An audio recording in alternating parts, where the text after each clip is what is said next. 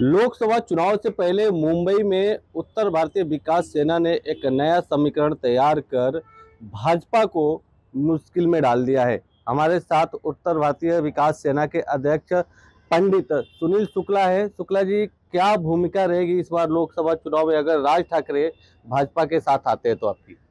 देखो, जो इंसान संविधान को नहीं मानता है, संविधान क्या बोलता है कि हर एक भारत नागरिक कहीं पर भी जाके व्यवसाय कर सकता है, रह सकता है। भारत एक इकाई है, एक एंटिटी है।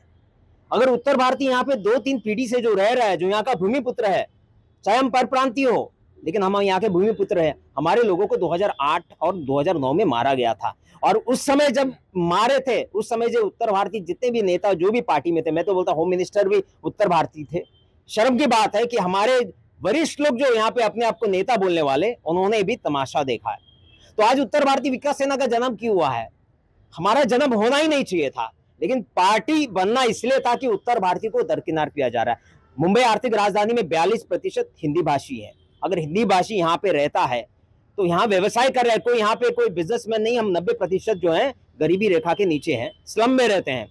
बेचारे ठेला या भाजी बेचते हैं या सिक्योरिटी का काम करते हैं, रिक्शा चलाते हैं, इनको मारा गया, कोई सक्षम को नहीं मारा गया।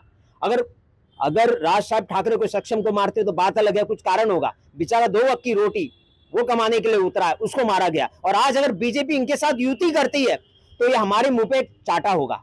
उत्तर भारतीय जितना मुंबई में बसा है, ये खुलकर समझ गया है कि यहाँ की जितनी भी पार्टियां, ये प्रांतवादी पार्टी है, मराठी बीजेपी है, मराठी कांग्रेस है, मराठी सेना है, ये केवल मराठियों को आगे लाना चाहती है। तो क्या उत्तर भारतीय की प्राथमिकता नहीं बनती कि अपने समाज के साथ खड़े रहे? देखो, मैं पार्टी की तरफ से नहीं बोलता हूं, लेकिन हर एक उत्तर भारतीय जितनी भी पार्टी में है, चाहे वो कांग्रेस में हो, बीजेपी में हो, एनसीपी में हो, या उद्धव ठाकरे के साथ हो, शिंदे के साथ हो, हर एक उत्तर भारतीय को संगठित होना होगा। समाज को अगर आपको बचाना है, आते समय पे आपके बच्चे आप पर उंगली ना उठाए। अगर आपकी बीवी, आपकी माताएं, आपके बहनें आपको बोले कि चूड़ी पहन के घर पे बैठ जाओ, तो ये अच्छी बात है क्या? उत्तर भारतीय विकास सेना उत्तर भारतीयों को संगठित करके मंच पे आइए, राजनीतिक मंच पे आइए। अगर बीजेपी टिकट देती है, हम खुल के बोलते हैं, वादा करते हैं, 6 के 6 कैंडिडेट हम उतारेंगे, जम के प्रचार करेंगे। और मैं ये भी बताता हूं, जो बीजेपी के कार्यकर्ता हम लोग के साथ जुड़ने के लिए तैयार है, वो बोलते हैं कि हम कमल का झंडा, उसके साथ हम रेलवे इंजन, जो लोग ने मारा था, दोनों हम एक साथ में नहीं उठाएंगे। तो राज साहब ठाकरे को टिकट अगर यहां से बीजेपी देती है, फडणवीस साहब, ये सब मतलब ये रचनाकार जो बोलते हैं ना, चाणक्य नीति, यहाँ के जो है वो है देवेंद्र फडणवीस। ये केवल मराठियों को आगे लाना चाहते हैं। आज बताइए मेरे को, परप्रांतीय जो यहाँ से बसा हुआ है, राजनीतिक तौर पे हम कहां पर है? कहीं पर भी नहीं है। उत्तर भारतीय सेल उत्तर भारतीय मोर्चा में डाल के रखा गया है। हमारे को राजनीतिक तौर पे ये बौना या छोटा बना के रखे, तुच्छ पद देते हैं, सेल का पद दे देते हैं। लेकिन मेन स्ट्रीम पॉलिटिक्स जो बोला जाता है, राजन सिंह को तो आमदार बनाया ना उन्होंने। देखो, राजन सिंह उनकी जायदाद है कि वो बना दिया उन्होंने।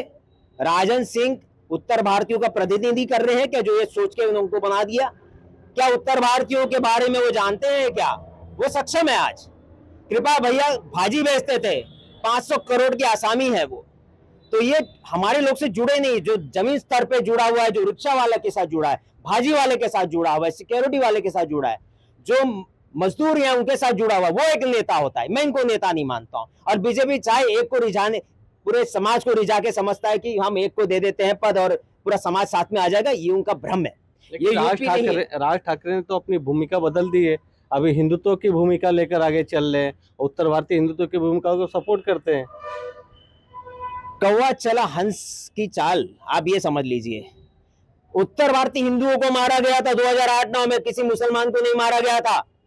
और इस समय अगर वो हिंदू चोला पहन के अगर आना चाहते हैं तो अपने मराठी समाज को पहले जाके कन्विंस करे कि भाई हमको वोट दे दे।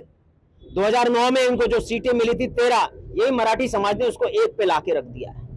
तो वो अपने समाज को संगठित करने की कोशिश कर रहे हैं। ये चोला जो पहनते हैं, ये बनावटी चोला है, ये बीजेपी का बताया हुआ चोला है।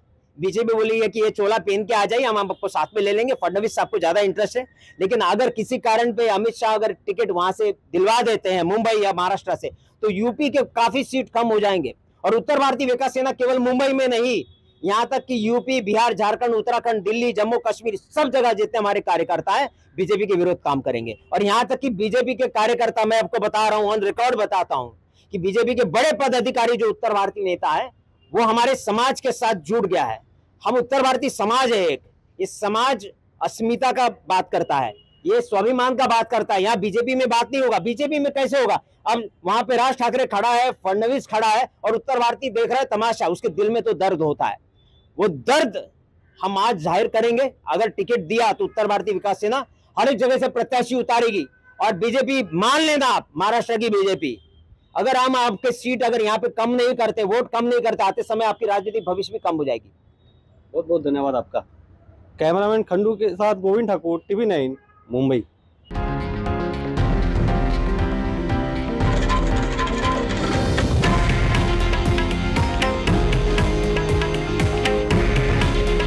हे आहे देशातील नंबर 1 न्यूज नेटवर्क आणि आपण पाहत आहात TV9 मराठी। काळजी तुमची, हित महाराष्ट्राचं।